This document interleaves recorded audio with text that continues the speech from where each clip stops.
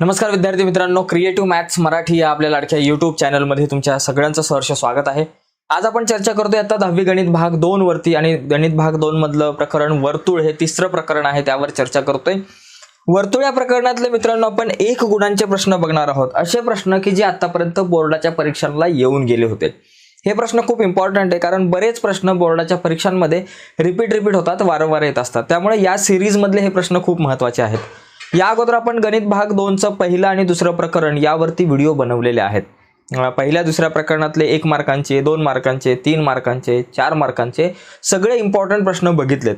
अगोदरच्या व्हिडिओ तुम्ही नसतील बघितला तर या व्हिडिओच्या खाली डिस्क्रिप्शन मध्ये मी लिंक देतो, त्या लिंकवर क्लिक करून तुम्ही आधीचा व्हिडिओ बघू शकता। ओके, तर आता पुढे जाऊ, पण पुढे जाण्याच्या अगोदर एक इम्पॉर्टंट गोष्ट आहे। आपला एक व्हॉट्सअपचा ग्रुप आहे, आपला व्हॉट्सअपचा चॅनल आहे, त्याची लिंक या व्हिडिओच्या खाली डिस्क्रिप्शन मध्ये दिली आहे। डिस्क्रिप्शन मध्ये जाऊन तुम्ही आपला व्हॉट्सअपचा जो ग्रुप आहे त्यावर तुम्ही जॉईन होऊ शकता आणि त्या ग्रुपला जॉईन होऊन तुम्ही बऱ्याचशा गोष्टी शिकू शकतात, कारण त्या ग्रुपवरती मी बऱ्याचशा व्हिडिओजच्या लिंक शेअर करत असतो, बरेचसे फोटोज नोट्स वगैरे शेअर करत असतो। ठीक आहे, तर मित्रांनो बघा पुढे जाऊयात। या ठिकाणी हा जो प्रश्न आहे तो आपल्याला दिसतोय की त्रिज्या अनुक्रमे 5.5 सेमी आणि 3.3 सेमी असलेली 2 वर्तुळे परस्परांना स्पर्श करतात, तर त्यांच्या केंद्रातील अंतर किती सेमी असेल? आता 2 गोष्टी आहेत इथे मित्रांनो। ही जी वर्तुळे परस्परांना स्पर्श करतात, पण ही वर्तुळे परस्परांना आतून स्पर्श करतात का बाहेरून स्पर्श करतात हा या ठिकाणी विषय नाहीये। जर आतून स्पर्श करणारे असेल तर वेगळं उत्तर असेल आणि बाहेरून स्पर्श करणारे असेल तर वेगळं उत्तर असेल, कारण इथं सांगितलं की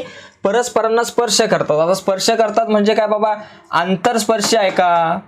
आंतरस्पर्श आहेत ही वर्तुळ की बाह्य स्पर्श आहेत की बाबा बाहेरून स्पर्श करतात? हा प्रश्न खूप बाह्य स्पर्श आहेत का, हा प्रश्न खूप मोठा आहे। ठीक आहे, जर आंतरस्पर्श हा प्रश्न 2020 ला आला होता ओके बोर्डाच्या परीक्षेला। आता जर आंतरस्पर्श असेल तर नेमकं काय उत्तर येईल केंद्रांमधलं, आणि बाह्य स्पर्श असल्यावर काय येईल बघूयात। आता समजा 2 वर्तुळ जर का एकमेकांना आतून स्पर्श करत असतील, बघा अशा प्रकारे जर आतून स्पर्श करत असेल तर केंद्रातील अंतर म्हणजे त्रिज्यांची वजाबाकी। लक्षात घ्यायचं, जर आतून स्पर्श करत असतील 2 वर्तुळ एकमेकांना तर केंद्रातील अंतर म्हणजे त्रिज्यांची वजाबाकी। मग इथं काय म्हणायचं, R1 बरोबर काय म्हणू बाबा, R1 बरोबर 5.5 सेंटीमीटर ओके, R2 बरोबर आपल्याकडे 3.3 सेंटीमीटर, आणि मग इथं केंद्रातील अंतर काय येणार, केंद्रातील अंतर जर ही वर्तुळ आंतरस्पर्शी असतील तर इथे लिहायचं दिलेली वर्तुळे आंतरस्पर्शी आहेत म्हणून केंद्रातील अंतर वजाबाकी करायची त्रिज्यांची, R1 वजा R2 करायचं। R1 5.5 आहे वजा R2 3.3 आहे, 5तून 3 गेले 2, परत 5तून 3 गेले 2, 2.2 सेमी जर ही वर्तुळ आतून स्पर्श करणारी असतील तर। ओके, लक्षात घ्यायचं, परीक्षेला प्रश्न आतून स्पर्श करणारी येईल किंवा बाहेरून स्पर्श करणारी येईल, जो येईल तसं उत्तर लिहायचं। आतून स्पर्श करणारे असेल तर आंतरस्पर्शी असतील तर या ठिकाणी केंद्रातील अंतर म्हणजे त्रिज्यांची वजाबाकी, आणि बाह्य स्पर्शी असतील म्हणजे एकमेकांना बाहेरून स्पर्श करणारे असतील तर केंद्रातील अंतर म्हणजे त्रिज्यांची बेरीज। ओके, बाह्य स्पर्श आहे म्हणजे काय करायचं, इथं केंद्रातील अंतर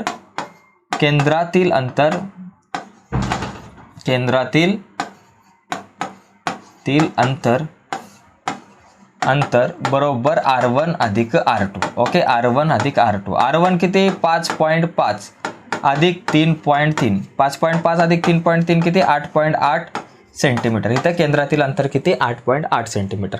तर अशा प्रकारे मित्रांनो हा प्रश्न आहे 2020 ला आला होता।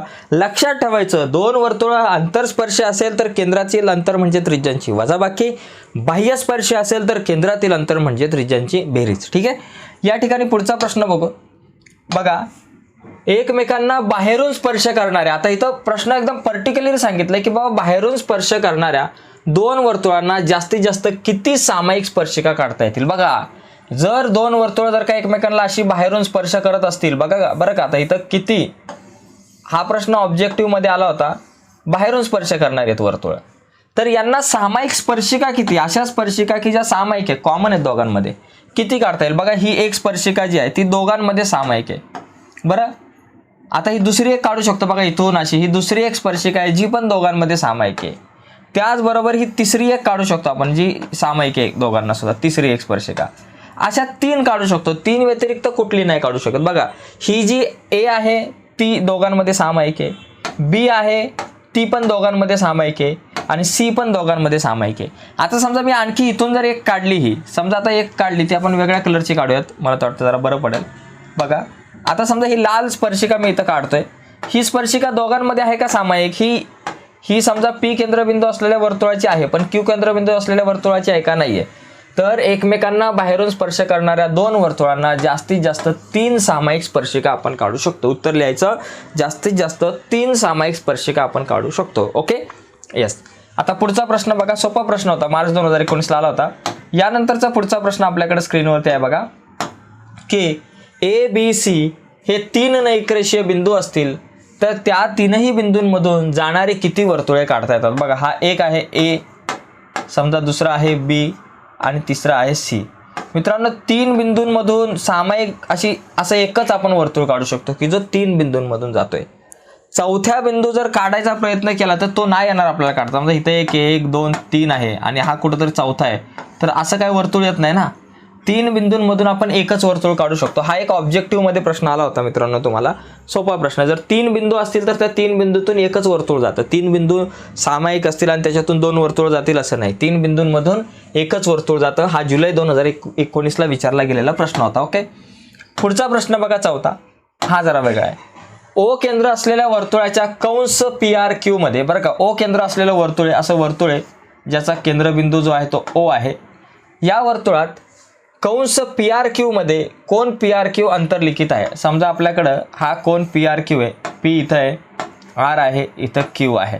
ओके, कंस PRQ मध्ये कोण PRQ हा अंतर्लिखित आहे अशा प्रकारे. ठीक आहे, जर PRQ बरोबर 75 अंश, जर कोण PRQ हा जो कोण PRQ आहे याचं माप 75 अंश आहे, तर माप कंस PRQ म्हणजे हा जो कंस आहे, हा जो आता बघा या ठिकाणी आपण हिरव्या रंगाचा जो कंस आहे त्याचं माप आपल्याला काढायचं आहे बाबा, किती असणार आहे. ओके, आता इथे एक गोष्ट लक्षात घ्या, या ठिकाणी अंतर्लिखित कोणाचं प्रमेय होतं? बरं का, अंतर्लिखित कोणाचं प्रमेय म्हणजे बघा हा जो कोण आहे PRQ याचं माप जे आहे ना त्याने अंतर खंडित केलेला हा जो कंस दिसतो आपल्याला PQ त्याच्या निम्म असतं. हे लक्षात ठेवायचं. हे सूत्र तयार होतं की बाबा माप कोण PRQ बरोबर 1/2 माप कंस PQ. लक्षात घ्या, माप कंस PQ. हे लक्षात घ्या की हा जो कोण आहे याचं माप या कंसाच्या मापाच्या निम्म असतं. मला हा हिरव्या कलरचा कंस काढायचा आहे, पण तो डायरेक्ट काढता येणार नाही. तो काढण्याच्या अगोदर हा PQ एक कंस काढावा लागेल. याचं माप काढलं की संपूर्ण वर्तुळातून हा जर PQ वजा केला की मला कंस PRQ मिळणार आहे. ओके, मग इथं लिहायचं अंतर्लिखित कोणाचे प्रमेय, अंतर्लिखित कोणाचे प्रमेय, कोणाचे प्रमेय. ओके, हे प्रमेय या ठिकाणी आपण लिहिलं, अंतर्लिखित कोणाचे प्रमेय. आता PRQचं माप 75 आहे, इथं लिहा 75 बरोबर 1/2 गुणिले माप कंस PQ. माप कंस PQ आपल्या जाग्यावर. आता 2 भागिले इकडे गेले गुणिले 75 गुणिले 2 किती? 150.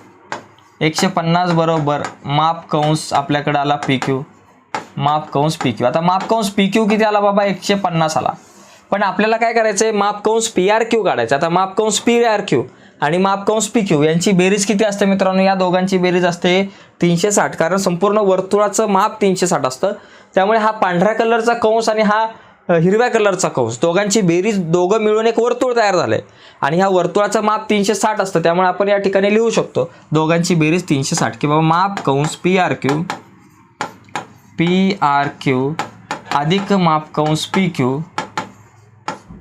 PQ बरोबर 360 अंश. ठीक आहे, PRQचं माप किती माहिती नाही, तो काढायचा आपल्याला. कंस PRQ माप कंस PRQ बरोबर, बरं का, हा प्रश्न 2 वेळा आतापर्यंत बोर्डाच्या परीक्षेला येऊन गेला, त्यामुळे खूप महत्त्वाचा आहे.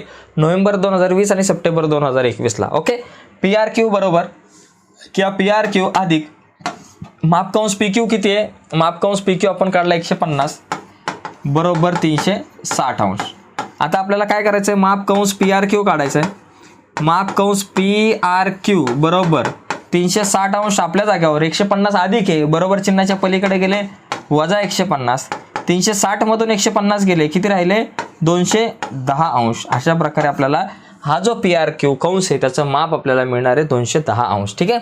तर अशा प्रकारे हा प्रश्न आपण सोडवू शकतो. तुमच्या लक्षात आला असेल इथं आंतरलिखित कोनाचं प्रमेय वगैरे आपण वापरलेलं आहे. आता पुढचा प्रश्न बघूयात. पुढचा प्रश्न बघा या ठिकाणी. आता पुढचा प्रश्न कुठे गेला बाबा, हा यस, हा बघा सेम प्रश्न आहे बरं का, सेम प्रश्न, फक्त या ठिकाणी काय आकडे बदललेत बरं का. हा जो प्रश्न आहे O केंद्र असलेल्या वर्तुळाच्या बरं का, असं O केंद्र वर्तुळ आहे, त्याचं केंद्रबिंदू O आहे, कंस ACB मध्ये अशा प्रकारे हा जो कंस ACB आहे त्याच्यामध्ये कोन ACB अंतर्लिखित आहे. ठीक आहे. आणि या कोनाचं माप आता इथं 65 अंश दिलंय. सेम प्रश्न आहे आणि आपल्याला हाच माप कंस ACB काढायचा आहे बरोबर. मग पहिलं टार्गेट काय बाबा मी काढणार, पहिला टार्गेट हा जो कंस आहे AB तो काढणं. जस्ट प्रश्न जर तुम्ही बघितला, हा प्रश्न 2019ला आला आणि मागचा जो प्रश्न आहे, दोन्ही प्रश्न सेम आहे, फक्त आकडे बदललेत बरं का. म्हणजे अशा प्रकारे येऊ शकतो प्रश्न. प्रश्न आपले तेच राहू शकतात, आकडे बदलले जाऊ शकतात, आकडे बदलतात. सोपा प्रश्न आहे बघा. मग आता आपण पहिला काय करू, हा कंस काढू. मग आपण डायरेक्ट या ठिकाणी लिहू की बाबा कोन ACB बरोबर 1/2 माप कंस AB. इथं काय लिहायचं कंसात, आंतरलिखित कोनाचे प्रमेय.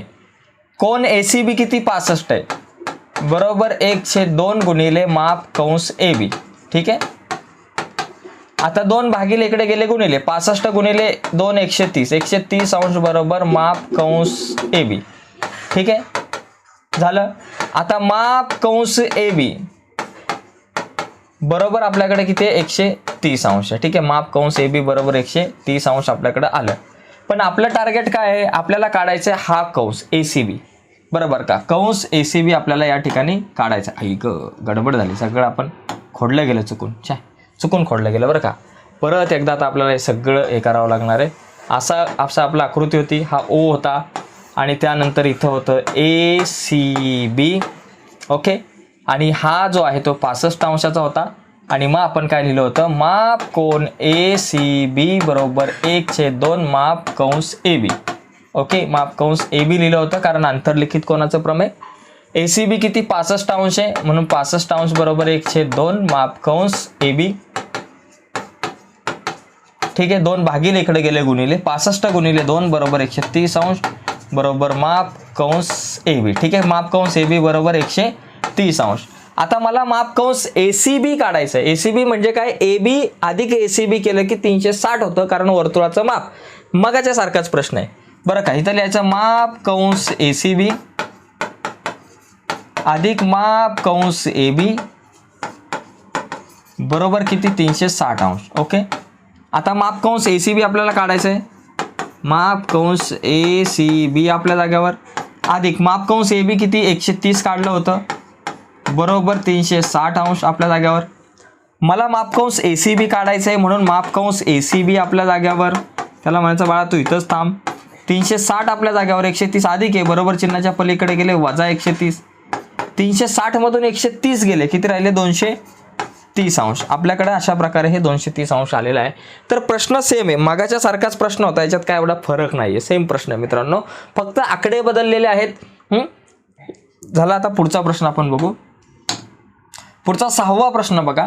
अजून काही प्रश्न आहेत आपल्याकडे. 6वा प्रश्न यामध्ये आपल्याला काय दिलंय की ह्याच्यात जवळपास बघा 6व्यामध्ये हा जो प्रश्न आहे तो मार्च 2022ला विचारला गेला होता आणि हा एक प्रश्न आहे की ठीक आहे याच्यामध्ये 2-3 ऑप्शन्स आपल्याला दिलेले आहेत. आता आपण दोन्ही ऑप्शन्स आपण बघून घेऊयात. पहिली गोष्ट, पहिला ऑप्शन आपण बघा पहिला की याच्यामध्ये AMB आणि CND कंस एकरूप आहे. ते काय म्हणतात की बाबा कंस AMB हा कंस आणि CND जर 2 कंस एकरूप असतील, बघा जर 2 कंस एकरूप असतील तर त्याच्यामध्ये येणाऱ्या ह्या जीवा पण कशा असणार, एकरूप असणार. लक्षात घ्या. इथं लिहायचं की बाबा कंस AMB बरोबर कंस आपल्याला काय दिलंय CND, हे कंस एकरूप आहेत. जर AB 5 सेमी आहे तर CD काढा. बघा AB जर 5 सेमी असेल तर CD किती असणार 5च सेमी, कारण 2 कंस एकरूप. तर 2 या ठिकाणी जर 2 कंस एकरूप असतील तर त्या कंसामध्ये कंसातल्या जीवा ज्या आहेत संगत जीवाच्या एकरूप असतात. मग ही 5 असेल तर ही पण किती असणार 5 असणार. मग कंस AMB आणि कंस CND एकरूप असेल म्हणून आपण म्हणणार जीवा AB बरोबर जीवा CD. जीवा AB आणि जीवा CD काय झाली, एकरूप झाले. कारण एकरूप कंसातील संगत जीवा असा एक गुणधर्म आहे. ओके, संगत जीवा. आता याच्यामध्ये आपल्याला काय दिलंय की बाबा याच्यात आपल्याला दिलेलं आहे ए बी बरोबर 5 आहे. ओके, परंतु A B Jiva A B बरोबर किती 5 आहे, परंतु जीवा ए बी बरोबर 5 सेमी दिले, म्हणून जीवा सी डी पण किती झाली, म्हणून जीवा सी डी बरोबर 5 सेंटीमीटर. जीवा ए बी 5 तर जीवा सी डी सुद्धा 5 झाली. तर अशा प्रकारे आपण हा प्रश्न सोडवू शकतो. ठीक आहे. आता पुढचा प्रश्न वेगळा दिला आहे बरं का. पुढचा प्रश्न काय दिला, दुसरा प्रश्न जरा वेगळा आहे. दुसरा प्रश्न उलटा, हा एका वर्षी आला होता आणि हा दुसऱ्या वर्षी. यांनी सांगितले की बाबा जीवा सी डी आणि ए बी एकरूप असेल. हा दुसऱ्या प्रश्नात काय दिलं, जीवा सी डी बरोबर जीवा ए बी. ते म्हणतात की जीवा सी डी आणि जीवा ए बी जर असे एकरूप असेल आणि कंस बरं का जीवा सी डी, आता इथं उलटा प्रश्न दिला की बाबा सांगितलं की ए बी आणि सी डी एकरूप आहे आणि कंस ए बी जो आहे तो 120 दिलाय. मग कंस ए बी 120 अंश असेल तर कंस सी डी किती असणार आहे, हा पण 120 अंश असणार आहे, कारण जीवा एकरूप तर कंस पण एकरूप. म्हणून इथं लिहिणार आपण की बाबा कंस सी डी एकरूप कंस ए बी. ओके, जसं इथं लिहिलं होतं एकरूप कंसातील संगत जीवा, तसं इथं लिहायचं एकरूप जीवांचे संगत कंस. इथं लिहायचं एकरूप जीवांचे संगत कंस, हा गुणधर्म. परंतु आपल्याकडं कंस सी डी ए बी कंस ए बी बरोबर आपल्याला किती दिलेला आहे, 120 अंश. कंस ए बी 120 अंश असेल तर आपला कंस सी डी पण किती असणार, 120 अंश. म्हणून कंस सी डी सुद्धा किती आला, 120 अंश. अशा प्रकारे आपला एकाच प्रश्नात 2 प्रश्नांनी विचारले होते, 2 वेगवेगळ्या वर्षी प्रश्न आले होते. ठीक आहे. तर अशा प्रकारे हा प्रश्न आपण समजून घेऊ शकतो. ह्या गुणधर्म हे प्रश्न आपल्याला समजले पाहिजेत. 1-1 मार्कांचेच आहेत, 1 ते 2 मार्कांना हे प्रश्न विचारले जातात, छोटे छोटे प्रश्न आहेत. पुढचा प्रश्न आपण बघू 7वा. बघा हा 7वा प्रश्न जर आपण बघितला, अजून आला नाही, हा आला बाबा 7वा प्रश्न आला. सी केंद्र असलेल्या वर्तुळाची त्रिज्या 6 सेमी आहे बरं का. अशा प्रकारे समजा एक वर्तुळ काढलं ज्याचा केंद्र जो आहे तो सी आहे, त्याची त्रिज्या 6 आहे. ए बी त्या वर्तुळाला ए बिंदूपाशी स्पर्श करते. रेषा ए बी जी आहे, ही जी ए आणि बी ही रेषा आहे, वर्तुळाला ए बिंदूपाशी स्पर्श करते. तर कोन सी ए बीचं माप काढा. आता कोन सी ए बी याचं माप किती असणार, 90 अंश असणार, कारण त्रिज्या स्पर्शिका प्रमेयानुसार सी ए बीचं माप किती, 90. फक्त लिहिताना लिहायचं की बाबा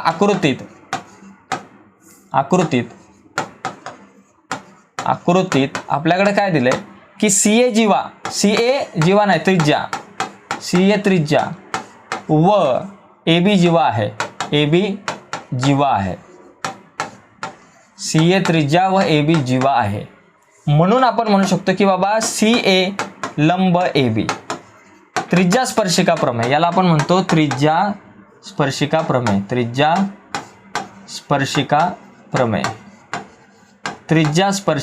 प्रमेय. झालं, त्रिज्या स्पर्शिका प्रमेयानुसार हे लंब झालं एकमेकांना. मग लंब झाला म्हणजे कोण सी ए बी किती मापाचा झाला, सी ए बी बरोबर 90 अंश मापाचा झाला. हे झालं आपलं उत्तर. सोपा प्रश्न आहे, 1 मार्काला आला होता बोर्डाच्या परीक्षेला, सप्टेंबर 2021ला आला होता. हे प्रश्न बऱ्याचदा रिपीट झालेले आहेत मित्रांनो. आता आपण पुढचा एक 8वा प्रश्न बघू. शेवटचा प्रश्न असेल 1 गुणांचा, मला असं वाटतं 8वा. हे बघा हा शेवटचा आहे, त्याच्यानंतर 2 मार्कांचे सुरू होतात. या प्रश्नात बघा इथं 2 वेगवेगळे प्रश्न आहेत, म्हणजे एका प्रश्नामध्ये 2 प्रश्न लपलेत. हा जो प्रश्न आहे साधारणतः हा जस्ट सांगितला त्यांनी. दुसरा प्रश्न मार्च 2020ला विचारला होता आणि तिसरा प्रश्न नोव्हेंबर 2020ला. इथं काय सांगितलंय आकृतीमध्ये, आता हा आकृतीमध्ये जो चौकोन दिसतोय तो चक्रीय चौकोन आहे. त्यांनी सांगितले की जर पी एस आर जर का 80 अंश असेल तर पी क्यू आर किती, तर हा पी क्यू आर किती. बघा चक्रीय चौकोन आहे, इथं लिहायचं चक्रीय चौकोन एक. बघा इथं लिहायचं काय, लिहायचं सरळ लिहायचं की बाबा चौकोन ए बी सी डी. पहिला प्रश्न सोडवायला घेऊ. चौकोन A P Q R S हा चक्रीय चौकोन आहे. काय बाबा चक्रीय चौकोन आहे. ओके, आपण काय करू, इथं लिहितो मी पहिला प्रश्न. पहिला प्रश्न आपण बघतो. म्हणून चक्रीय चौकोनाच्या प्रमेयानुसार चक्रीय चौकोनाच्या प्रमेयानुसार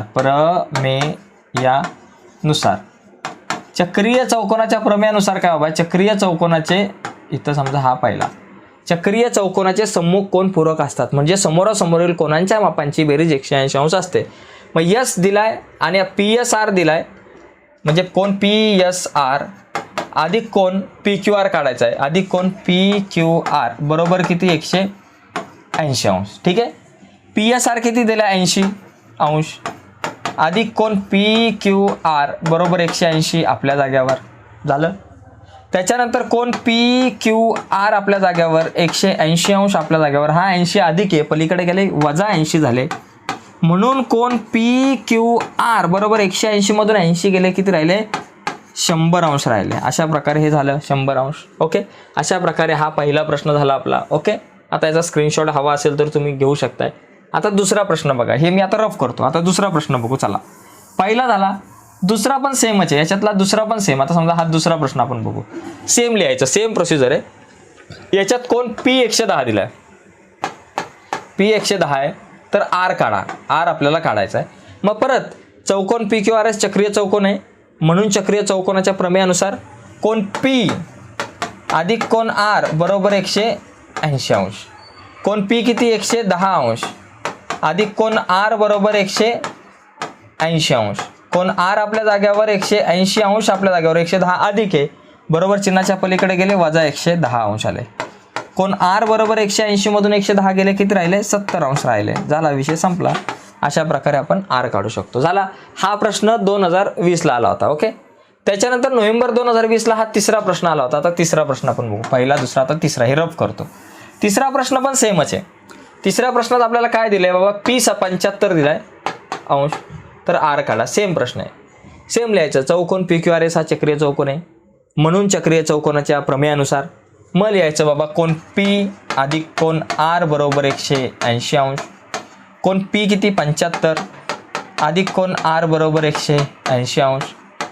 आता कोन R आपल्या जाग्यावर 180 आपल्या जाग्यावर 75 अधिक आहे, बरोबर चिन्हाच्या पलीकडे गेले वजा 75 झाले, म्हणून कोन R बरोबर 180 मधून 75 गेले, किती राहिले 105 अंश राहिले.